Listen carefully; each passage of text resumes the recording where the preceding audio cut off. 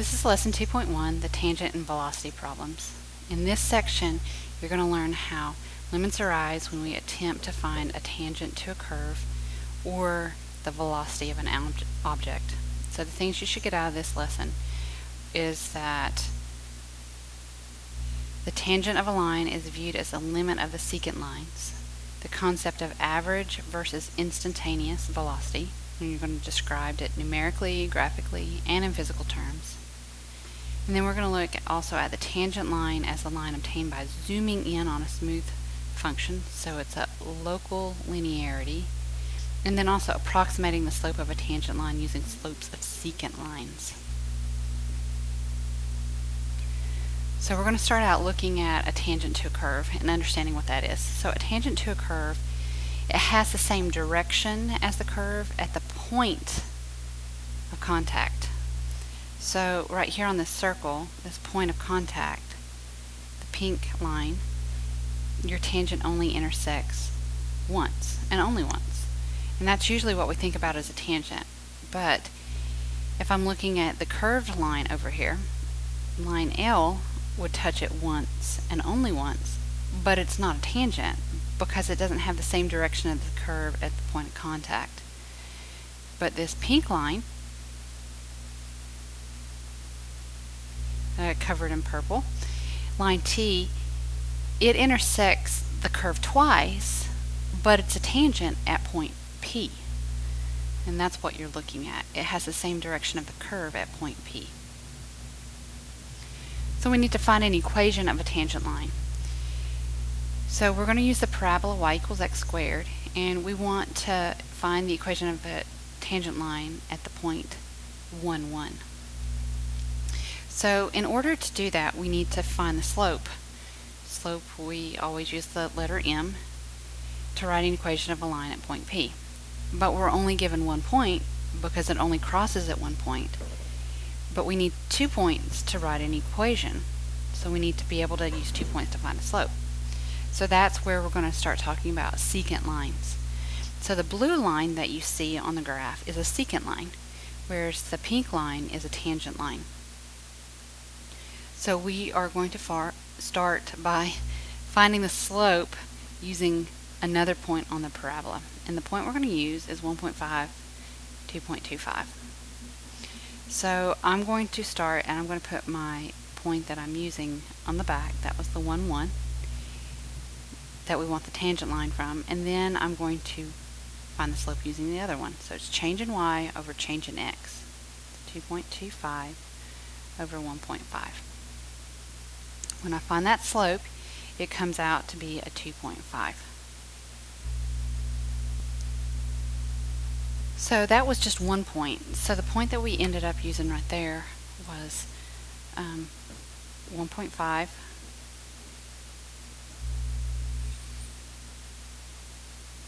and 2.25.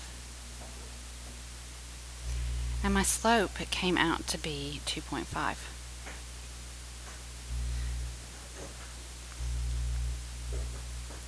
But I need to test other points. So let me move this here. See if I can write better. So we want to find slopes using points as they get closer to P. And we're going to come from both directions in order to do this. So let's try the point.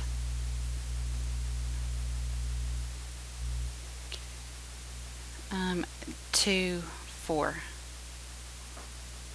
So when I use the point 2, 4, and remember I'm always using P, and P was 1, 1. So this actually got a little farther away. I get a slope of 3. I used 1.5. It was a slope of 2. Now the next point I'm going to try is 1.1. And it's 1.1, 1.21. And the slope there comes out to be 2.1. I'm getting closer, but I still want to get even closer. So it's 1.01. And then the y coordinate at 1.01 was 1.0201, and my slope there is 2.01. I think I'm kind of seeing something here, but let me get a little closer. 0, 1, that comes out to be 1.002. 2, 0, and the slope was 2.001. I'm thinking it's coming to 2, but I have to try from both directions. So now I'm going to come from the smaller side. I came up from the large side. So if I put in my point 0, 0, I get a slope of 1. Now let's try the point 0.5 and 1.1, and I get a slope of 1.5. I'm going to move over, try the point 0.9, so my point is 0.9, 1.01, and I get a slope of 1.9. Well, let's get even closer. 0.99. That's 1.002 with a slope of 1.99. This is looking good. So 0.999, and then that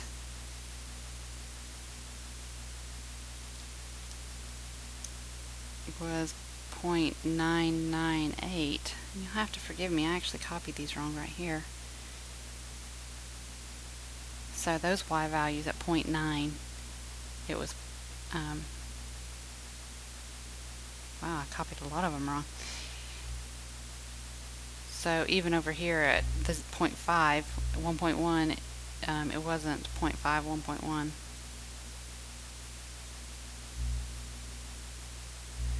0.5 point was 0.25, and it was a slope of 1.5, and at 0.9 it was 0.9.81.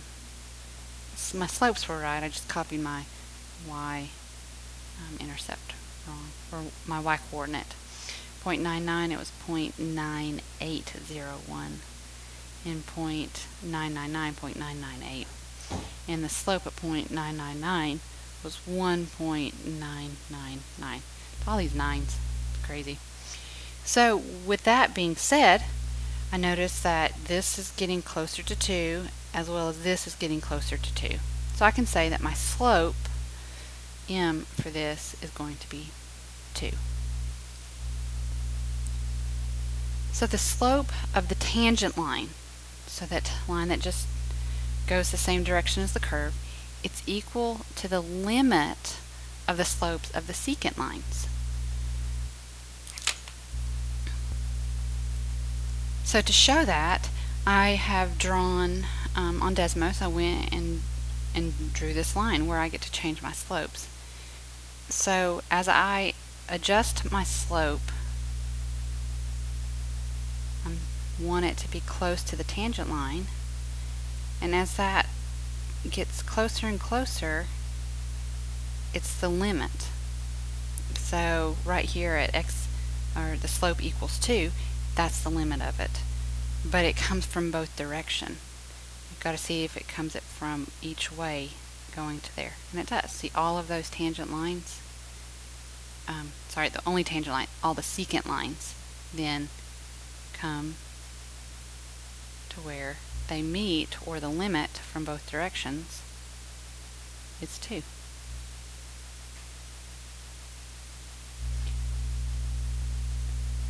So we write that in this form.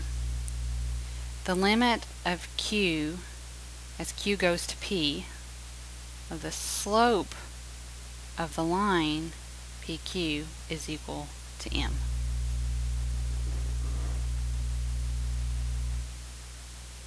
Down here on the bottom, notice that right here, this is the point 1, 1, and then over here we have it as our x value, and then this is just the y coordinate because our function was x squared. So if we plug in x, we get y. So that's all it is.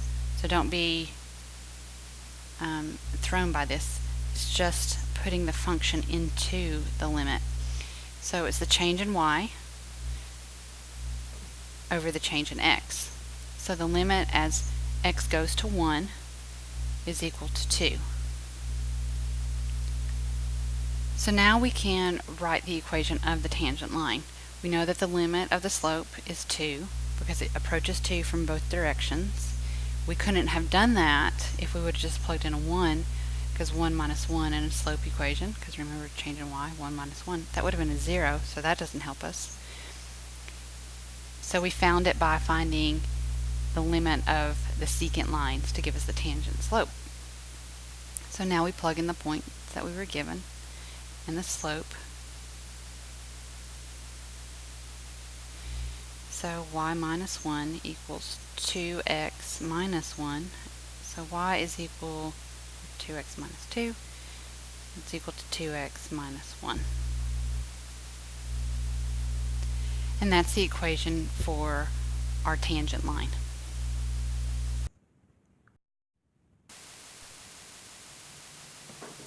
So let's apply this. The flash unit on a camera operates by storing charge on a capacitor and releasing it suddenly when the flash is set off. So we're going to draw a graph of the data and estimate the slope of the tangent line at t equals 0.04. So this point right here. So the slope of a tangent line represents the electrical current flowing from the capacitor to the flash bulb measured in microamperes. Just as a side note, so you know. So we need to find the slope between each of the points. So remember, the point that we're trying to get the tangent to is right here. So that needs to be the point we're referencing to. So I'm going to minus 0.04 the denominator, because that would be your x, and then the numerator minus 67.03. And then I'm just going to plug in each of the different points.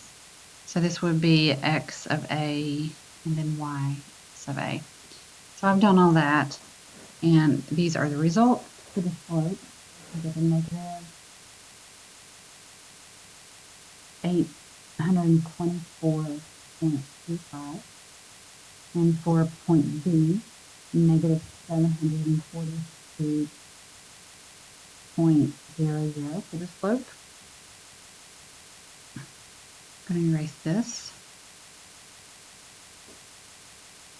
Point C, I got a negative, I'm on Martha, negative 607.50. For B, negative 552.50, and then the negative 504.50. Now, that doesn't give us the slope in the middle, but what you do is you take 2 around it and you average the slopes. So you use the one above and below to estimate the slope of the point we want to find the tangent at. So averaging negative 742.00 and negative 607.50. We divide that by 2. We get an average of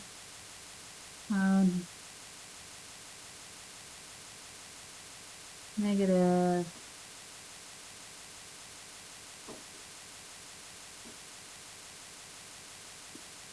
674.75. So that's the average slope using this method. But there are other methods.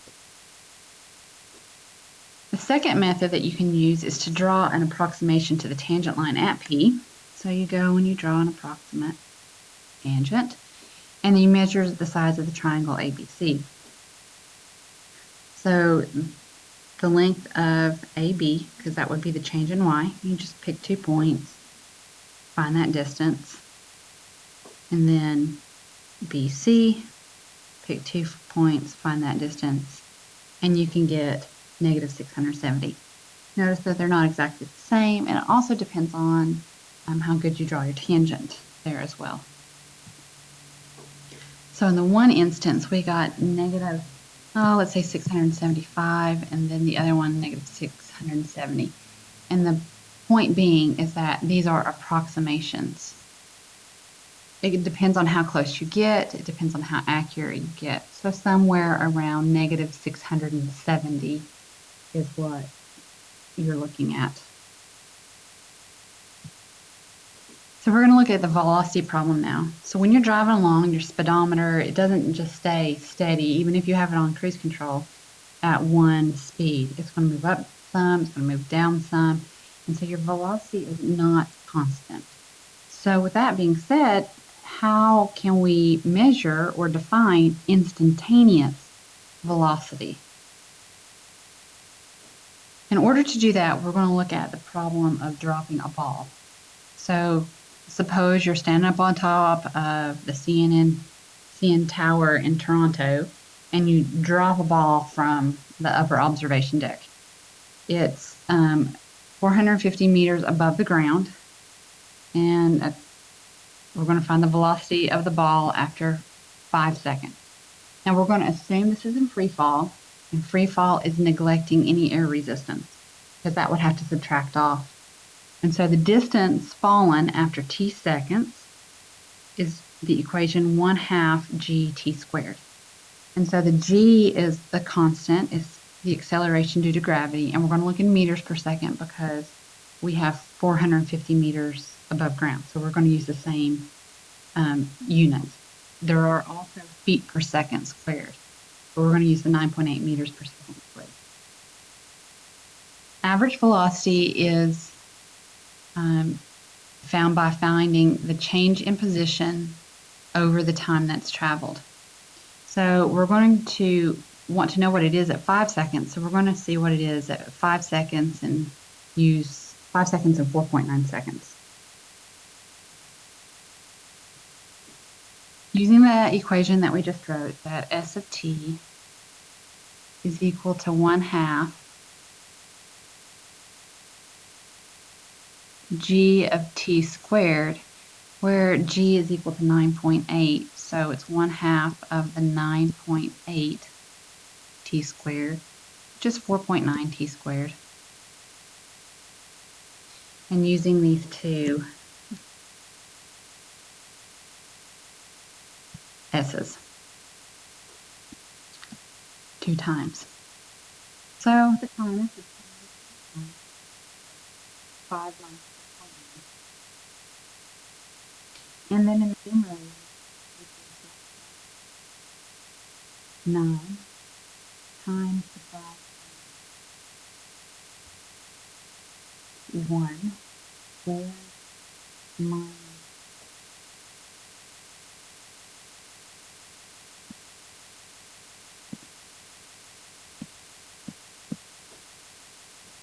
so we're actually using 5.